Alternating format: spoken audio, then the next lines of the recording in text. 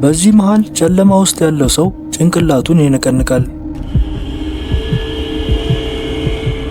እሱም ነገሮች እያስጠሉኝ ነው መሄድ አለብኝ ብሎ ሲነሳ እሷ ባሱ 7 ደቂቃ ውስጥ ይመጣል፣ የሚፈጠረውን ማየት አትፈልግም ትለዋለች።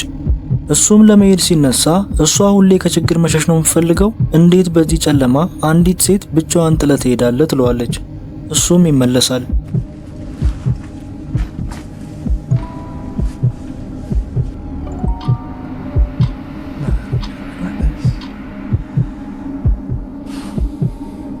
ይሄ ነገር ይቆጨኛል ብሎም ያግረመርማል። እሷንም ችግርሽ ምንድነው ይላታል። ጫካ ውስጥ ያየከውን ሰው አይተህ ከሆነ የፈራኸው እሱ ከኔ ቤተሰቦች ይሻላል ትለዋለች። እናቴ መጥፎ ቀን ስታሳልፍ ቁም ሳጥን ውስጥ ትቆልፍብኛለች፣ አባቴም ያው ነው፣ ለዛ ነው ጨለማ ምንም አይመስለኝ ትለዋለች። እሱም እንዳዘነ ይነግራታል። እሷም ችግር የለውም አሁን አዲስ ቤተሰብ አለኝ ትለዋለች። እሱም ጊዜ ይወስዳል እንጂ ይስተካከላል ይላታል። ጥሩ ሰው ትመስላለህ፣ እንዳንተ አይነት ጓደኛ ቢኖረኝ ደስ ይለኛል በማለት ላይ እያለች ጆን የሆነች ሴት ጥላ ውስጥ ያያል።